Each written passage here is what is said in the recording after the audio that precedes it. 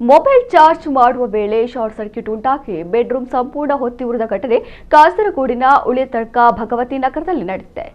ಚಿತ್ರಕುಮಾರಿ ಎಂಬುವರ ಮನೆಯಲ್ಲಿ ಈ ಘಟನೆ ನಡೆದಿದ್ದು, ಕಾಸರಗೋಡಿನಿಂದ ಅಗ್ನಿಶಾಮಕ ದಳದವರು ಆಗಮಿಸಿ ಬೆಂಕಿ ನಂದಿಸಿದ್ದಾರೆ. ಕೋಣೆಯಲ್ಲಿದ್ದ ಕಪಾಟು, ಮೇಜು, ಮಂಚ, ಹಾಸಿಗೆ, ಉಡುಪು ಸಹಿತ ಬೆಲೆ ಬಾಳುವ ವಸ್ತುಗಳು ಹೊತ್ತಿ ಉರಿದಿವೆ ಎಂದು ತಿಳಿದು ಬಂದಿದೆ.